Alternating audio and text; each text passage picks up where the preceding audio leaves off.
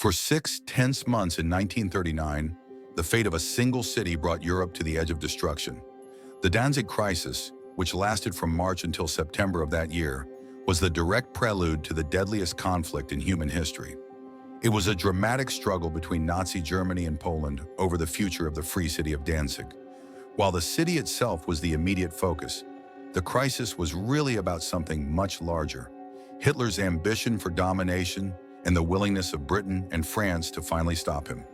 The failure to resolve this dispute peacefully led directly to the German invasion of Poland and the beginning of World War II. If you enjoyed this video, don't forget to like and subscribe. I'd also love to read your comments. Let me know where you're watching from. To understand the crisis, one must first understand Danzig.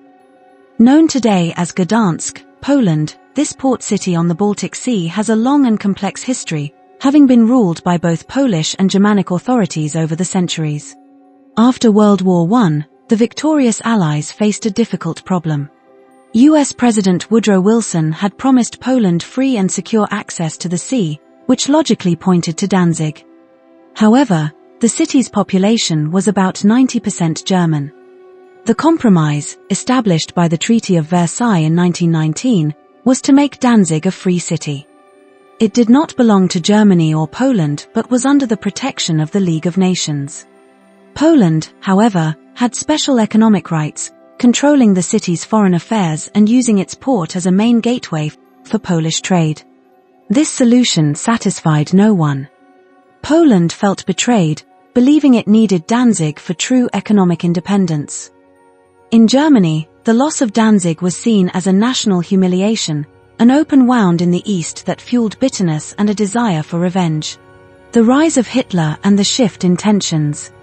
When Adolf Hitler and the Nazi Party came to power in 1933, the situation changed dramatically. The local Danzig Nazis, led by the feuding Gauleiter Albert Foster and Senate President Arthur Greiser, took control of the city and followed orders from Berlin. Initially, Hitler was cautious about pushing the Danzig issue. However, his long-term goal was always to bring the city back into Germany. In Poland, the death of strongman leader Józef Pilsudski in 1935 created a power vacuum. The new leadership was divided. The army commander, Marshal Edward Rydz Smigly, wanted to incorporate Danzig into Poland. The foreign minister, Colonel Joseph Beck, was more open to a deal with Germany. Beck dreamed of a third Europe, a bloc of Eastern European states led by Poland. He was even willing to consider a shared German-Polish control over Danzig in exchange for German support for his plan. However, Beck was also very sensitive to Polish public opinion, which was strongly against any concessions to Germany. For him, Danzig became a barometer of German-Polish relations. The crisis begins, the demand for an overall settlement. The calm broke in October 1938. Fresh from his victory in the Munich Agreement, which had handed him parts of Czechoslovakia, Hitler turned his attention east. The German foreign minister, Joachim von Ribbentrop, presented Poland with a set of demands for an overall settlement. He demanded the return of Danzig to Germany, the right to build extraterritorial roads and railways across the Polish corridor, the strip of land that gave Poland access to the sea, separating East Prussia from the rest of Germany, and for Poland to join the Anti-Comintern Pact, an alliance directed against the Soviet Union. For Poland, these demands were unacceptable. Agreeing would effectively make Poland a subordinate partner of Nazi Germany, losing its independence in foreign policy. Colonel Beck refused. This refusal marked the true beginning of the crisis.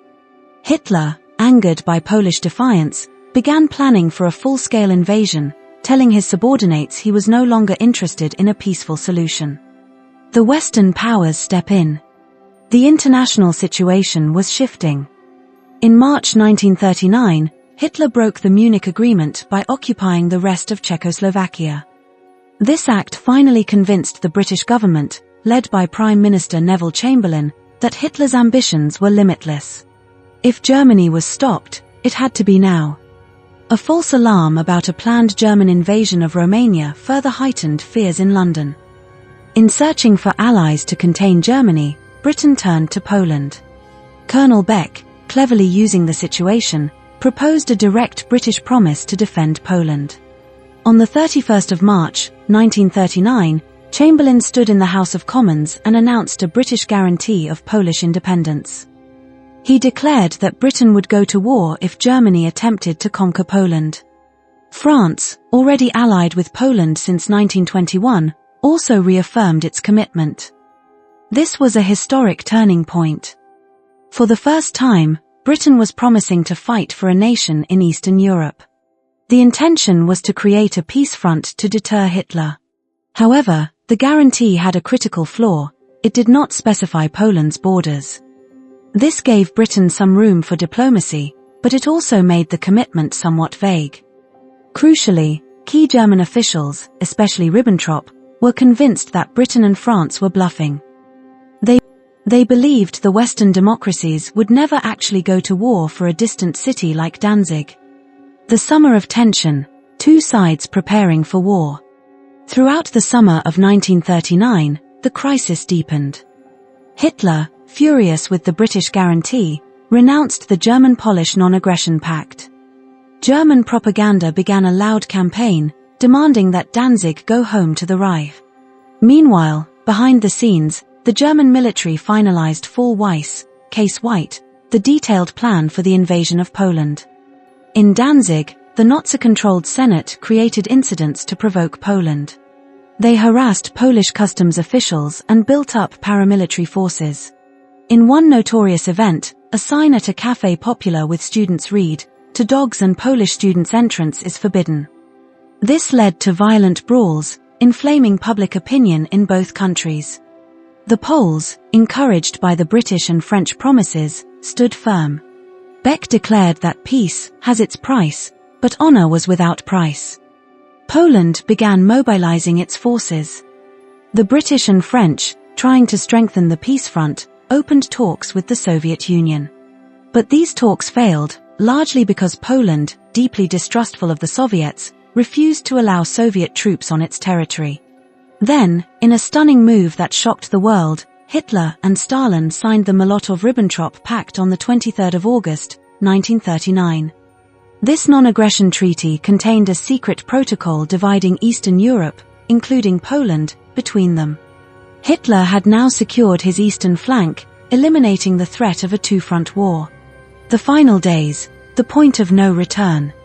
The last week of August was a whirlwind of desperation and doomed diplomacy. The Danzig Senate, in clear violation of its charter, voted to rejoin Germany. The old German battleship Schleswig-Holstein sailed into Danzig harbor on a friendship visit, its guns ominously aimed at the small Polish military depot on the Westerplatte Peninsula. Britain and France frantically tried to arrange last-minute negotiations, but Hitler was no longer interested in a peaceful solution. He wanted his war. Ribbentrop deliberately sabotaged diplomatic efforts, refusing to meet with the Polish ambassador.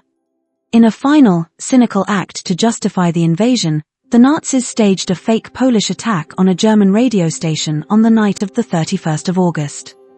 Prisoners from a concentration camp were dressed in Polish uniforms, killed, and presented as evidence of Polish aggression.